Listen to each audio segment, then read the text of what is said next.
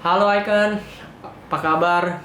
Jujur, gua seneng banget bisa ketemu kalian lagi, walaupun via online. Cuman, eh gua kangen banget untuk bisa beribadah sama kalian, beribadah satu ruangan, muji Tuhan bareng. Cuman karena masa-masa pandemi seperti ini, ya kan, kita harus beribadah di rumah. Cuman, gue percaya begini, walaupun gue di gereja, kamu di rumah, kita akan tetap bisa belajar firman Tuhan. Walaupun gue di gereja, kamu di rumah, Roh Kudusnya sama, Tuhannya juga sama, ya kan?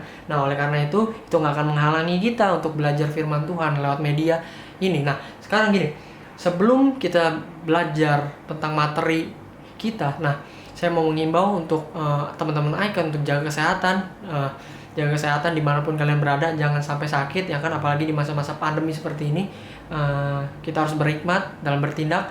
Nah, kabar gembiranya adalah begini, walaupun corona menjangkit seluruh dunia, ya kan, tapi Yesus yang menyelamatkan seluruh dunia, yang juga akan melindungi kita.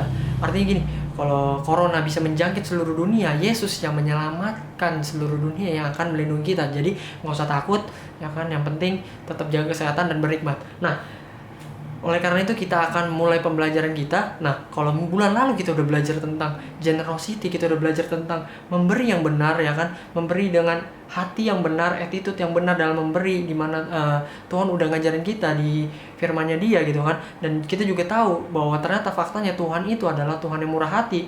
Berarti kita sebagai pengikutnya kita harus murah hati juga. Nah, bulan lalu kita bahas tentang hal yang penting. Nah, hari ini, di bulan ini kita akan bahas seri yang baru dan juga nggak kalah penting.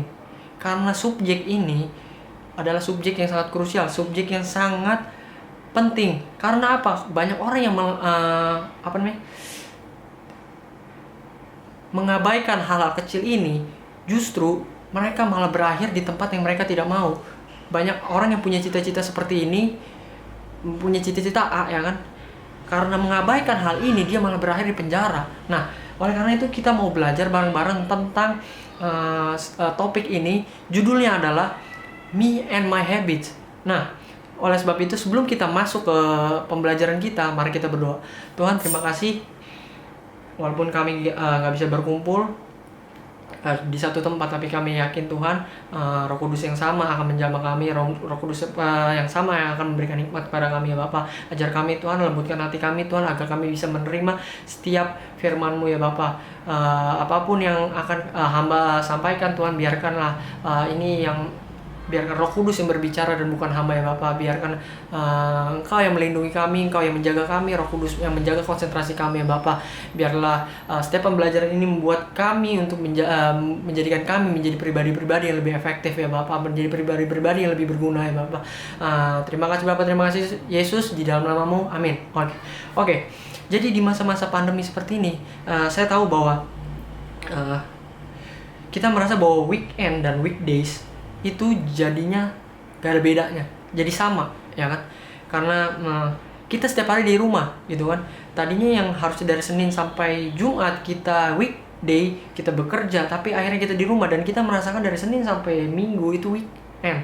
Nah, masalah kayak gini, banyak rutinitas yang akhirnya berubah, ya kan? Banyak rutinitas yang akhirnya berubah. Awalnya, ya kan, awalnya orang-orang bangun pagi, ya kan, untuk bekerja. Mereka bangun pagi untuk bersekolah, mereka bangun pagi untuk berkuliah, mereka bangun pagi dan melakukan aktivitas-aktivitas dan rutinitas yang pada umumnya. Tapi karena masa-masa pandemi ini kita dirumahkan, ya kan, kita social distancing dan kita ada di rumah, banyak aktivitas yang akhirnya berubah. Contohnya gini, gua pas awal-awal masa karantina gitu, seminggu pertama, gua mulai membiasakan diri gue dengan hal-hal baru. Contohnya gue bangun jam 11 siang dan jam 2, atau antara jam 11 atau jam 12. Nah, itu artinya bangun siang. Nah, dan gue mulai membiasakan diri gue untuk tidur malam. Bahkan bukan malam lagi, pagi gitu kan. Dan bangunnya siang. Nah, awalnya gue pikir ini biasa aja kan, ya udahlah, sama aja, ya kan, namanya juga lagi liburnya panjang, ya kan, libur nasional. serauk gitu. Nah, akhirnya gue berpikir ya udahlah nggak apa-apa gitu. Sekali-sekali, 2 kali ya kan. Nah, tapi gue mulai sadar akan satu hal gini. Awalnya gue berpikir yang penting tidurnya 8 jam sesuai dengan standar kesehatan, ya udah nggak masalah. Tapi ketika gue mau merubah itu gitu kan, suatu ketika akhirnya gue pengen bangun pagi nih ya kan, gue pengen biasain diri gue untuk bangun pagi, nggak mau bangun siang. Akhirnya berkali-kali gue gagal.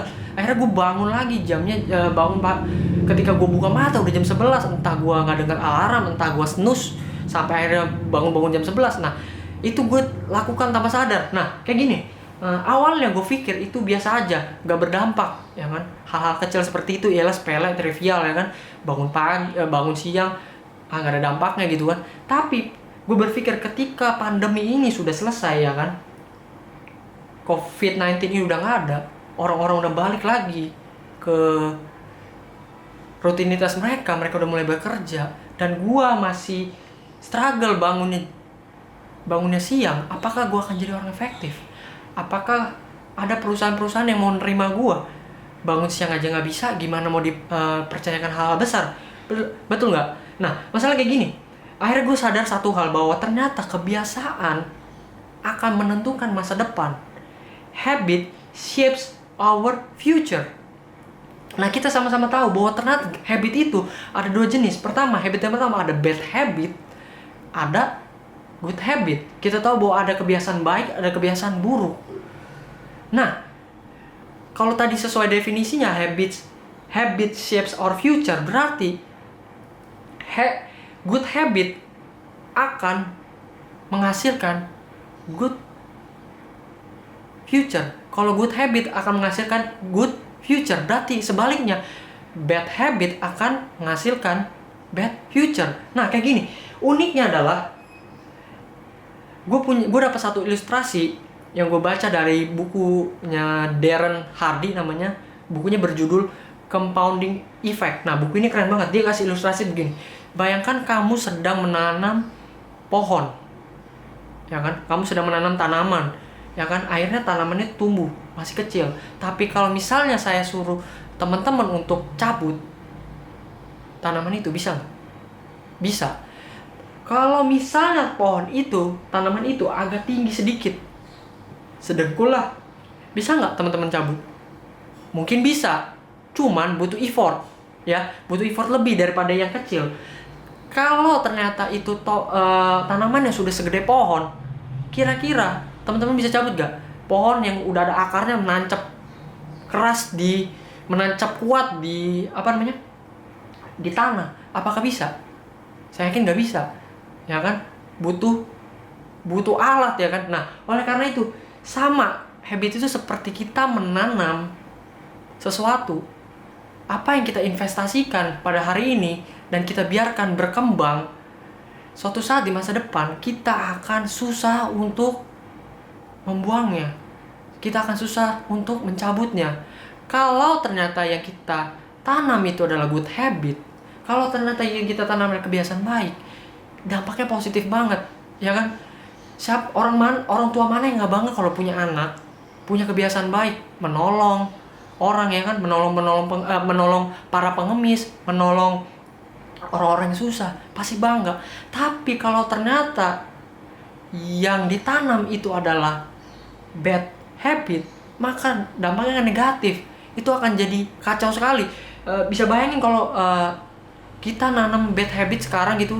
Contohnya kita suka bangun siang gitu.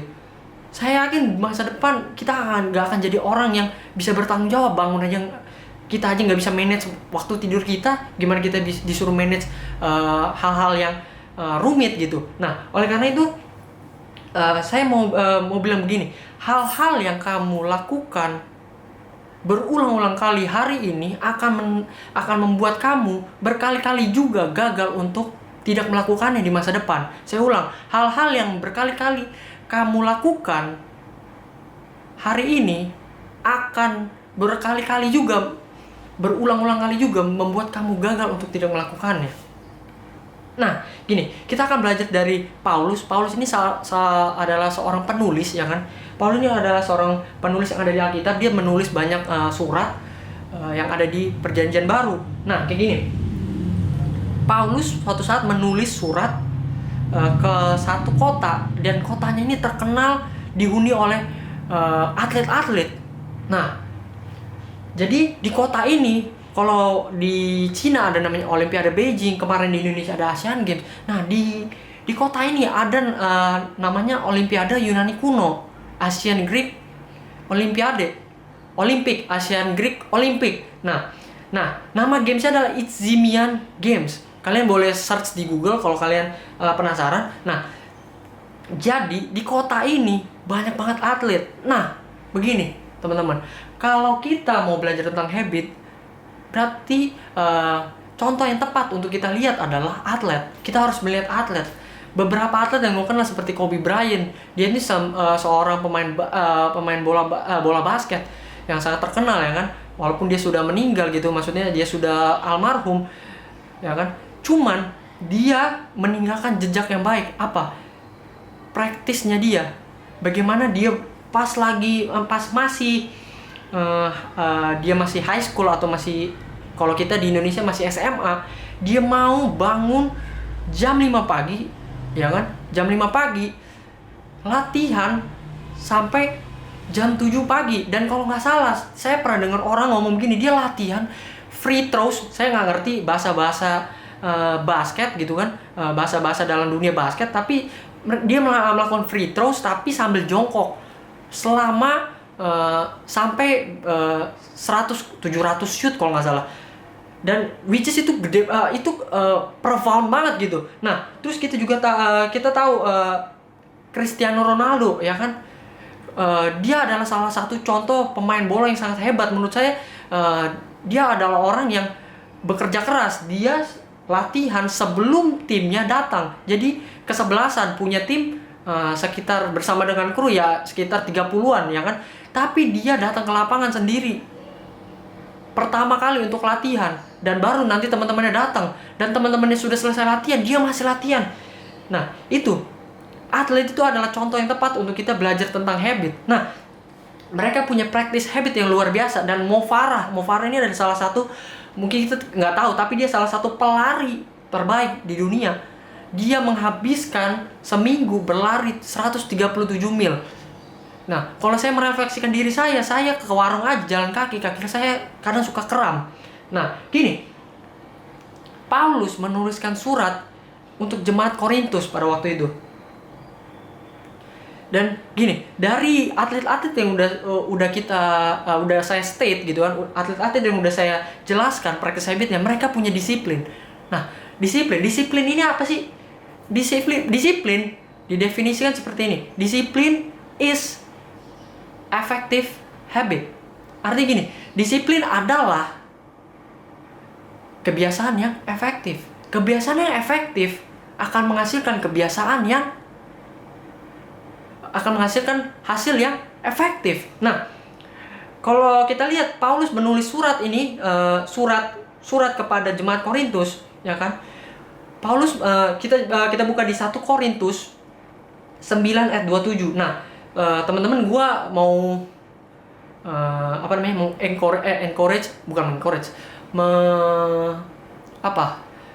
menghimbau untuk download Bible apps apapun itu jenisnya, ya kan. Yang penting ada Bible di handphone kalian, ada Alkitab, untuk make sure, karena gini, ini akan sangat berguna banget Bible ini di handphone, ya kan. Karena setelah saya pelajari, handphone bisa ada 2 dampak yang bisa diberikan handphone gitu. Pertama, dia akan bawa kita ke neraka, atau dia akan bawa kita kepada Tuhan. Dia akan bawa kita untuk mempermuliakan Tuhan lewat apa? Lewat gadget kita, lewat handphone kita. Nah, oleh karena itu coba kalian download Bible apps. Nah, saya akan gunakan terjemahan yang mungkin kalian nggak punya sih. Nah, tapi terjemahan ini adalah yang saya gunakan adalah terjemahan yang mudah. Terjemahannya New Living Translation, ya kan. Mungkin kalian pakai terjemahan baru, nggak masalah, ya kan. It's fine, karena artinya sama. Nah, gini. Oke, saya lanjut. Paulus menuliskan surat kepada orang Korintus, dan di ayat 1 Korintus 9 ayat 24, ya kan. Dia sedang menjelaskan attitude dalam melayani. walaupun attitude-nya tentang melayani, tapi saya mau bilang gini, Paulus orang yang profesional. Dia seorang apostle, dia seorang rasul yang profesional. Dan saya yakin kalian juga orang-orang yang profesional. Saya yakin kalian semua punya cita-cita, kalian punya impian karir. Dan saya yakin kalian mau jadi orang yang profesional. Oleh karena itu, kita harus belajar dari Paulus. Karena dia adalah rasul yang profesional. Dan dia menjelaskan attitude apa yang dia punya dalam melayani. Dia bilang kayak gini, di ayat 24. Jadi ini adalah terjemahan dalam bahasa Inggris, saya akan bantuin dalam terjemahan dalam bahasa Indonesia. Don't you realize that in a race everyone runs, but only one gets the prize? Kamu sadar nggak? Di dunia ini, dia bilang kayak gitu. Di dunia ini seperti orang sedang berlari dalam pertandingan, gelanggang pertandingan.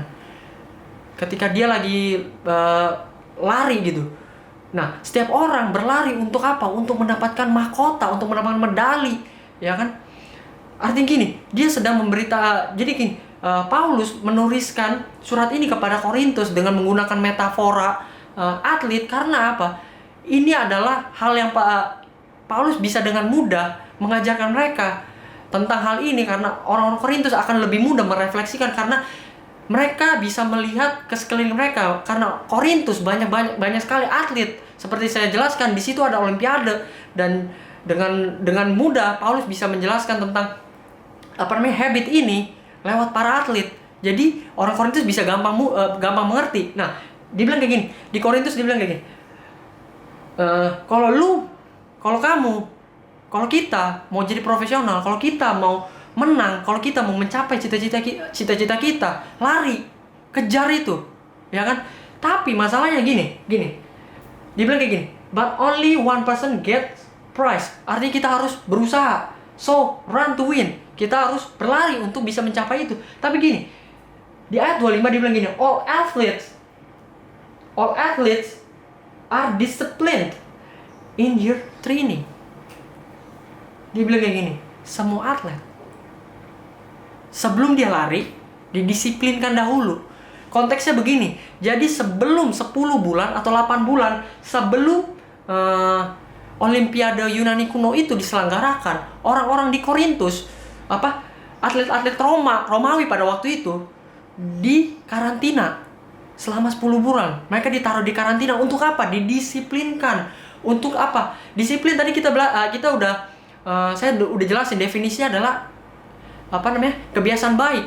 Nah, walaupun si Paulus gak jelasin tentang habit, tapi dia menjelaskan tentang disiplin. Disiplin artinya apa? Kebiasaan yang efektif. Artinya selama masa karantina dia ajar semua orang atlet-atlet dibiasakan dengan hal-hal yang baik. Dibiasakan dengan kebiasaan-kebiasaan yang efektif. Artinya kalau mereka dibiasakan dengan kebiasaan-kebiasaan yang efektif, setiap kebiasaan yang tidak efektif dibuang. Artinya kalau kamu mau jadi orang yang disenangi banyak orang, mulai disiplinkan kamu, mendisiplinkan diri kamu dengan apa? Dengan mulai jadi berkat buat orang, mulai gak memikirkan diri sendiri, mulai disiplinkan dengan hal-hal seperti itu, mulai berhenti melakukan kebiasaan-kebiasaan yang tidak efektif. Contohnya seperti apa? Menggosipi orang, ya kan, ngomongin orang dari belakang, nusuk orang dari belakang. Mulai stop, karena itu nggak akan bikin kamu menang. Karena di sini coachnya gini, kalau orang sudah disiplinkan, atlet-atlet itu nggak ada lagi tuh yang bangun siang, ya kan, nggak kayak saya gitu, tidurnya malam-malam bangunnya siang. Pasti mereka bangun jam 5 atau jam 7 dan coachnya sudah list nih daftar latihan apa yang harus mereka lakukan. Nah, di sini kalau kita mau jadi orang-orang mau mencapai tujuan-tujuan kita, mencapai cita-cita kita, disiplinkan diri kita. Kalau kamu mau jadi arsitek, saya nggak tahu disiplin apa yang harus kamu lakukan, tapi kamu yang paling ngerti habit-habit apa yang harus kamu lakukan. Entah kamu harus nge-sketch setiap hari 15 menit, atau kamu harus baca buku-buku majalah tren tentang arsitek. Saya tidak tahu, tapi kamu tahu bagaimana cara kamu mendisiplinkan sesuai dengan etika karir kamu. Nah, lanjut. They do it to win a prize that will fade away. Mereka melakukan ini, atlet-atlet ini melakukan ini semua untuk memenangkan hadiah yang bisa hilang. Saya percaya setiap apapun yang kita kejar di dunia ini adalah hal-hal yang gampang hilang, hal-hal yang fana. Apapun itu, sama seperti kita, tampaknya si Paulus ini realistis. Orang untuk mengejar semua cita-cita kita ini, kita butuh didisiplinkan. Kita butuh bad habit untuk mencapai, dan bukan kita butuh good habit untuk mencapai, bukan bad habit untuk mencapai itu. Lanjut, dia 26 dia bilang gini, so I run with purpose in every step. I'm not just shadow boxing. Paulus bilang kayak gini, gua berlari, setiap langkahnya itu ada purpose. Dan gua nggak asal membabi buta ketika gua lagi bertanding tinju. Dia menggunakan metafora sebagai seorang petinju. Nah kayak gini, maksudnya Paulus tuh begini. Kalau kamu punya disiplin, saya yakin kamu punya purpose. Setiap orang punya tujuan. Semua orang punya purpose, semua orang punya goal. Saya yakin, cuman yang gak ada adalah orang yang punya tujuan yang negatif. Emang ada yang orang punya tujuan kayak gini apa? Saya punya tujuan, kayaknya saya mau hamil di luar nikah deh. Ada nggak kayak gitu? Nggak ada.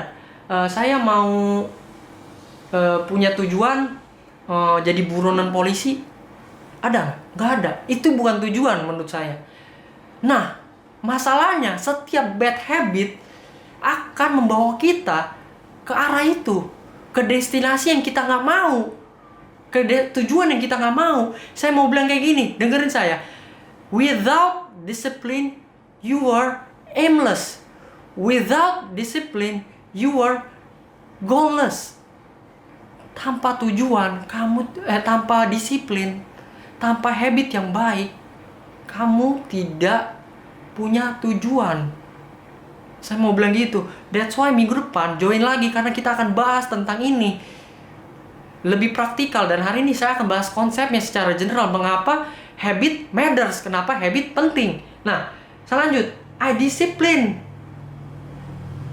my body like an athlete,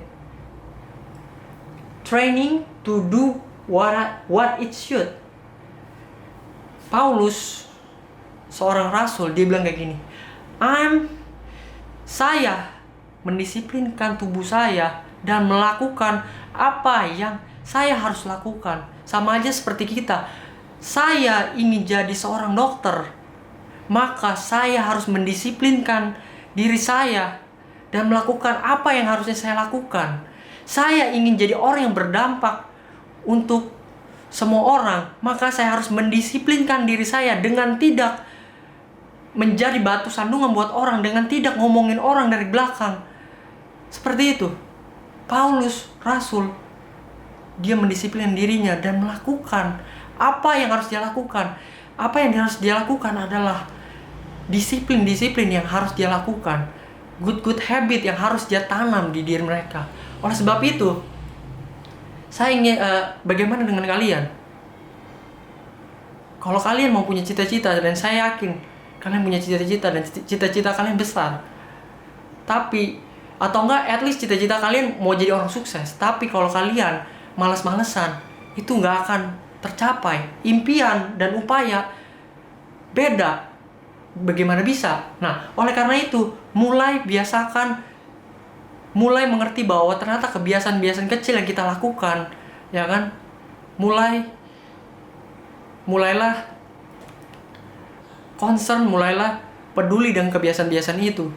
Karena kebiasaan yang kecil hari ini akan berdampak besar. Small discipline, big results. Jangan sampai kita menyesal. Tadinya kita bercita-cita jadi seorang insinyur, kita malah jadi tukang sayur. Jangan sampai seperti itu. Nah, oleh sebab itu, jangan lupa untuk stay tune lagi sama kita di minggu depan. Karena kita akan belajar hal-hal praktikal tentang habit ini. Dan sebelum kita menutup pertemuan kita, saya ingin memberikan pertanyaan, 3 pertanyaan yang bisa kalian renungkan.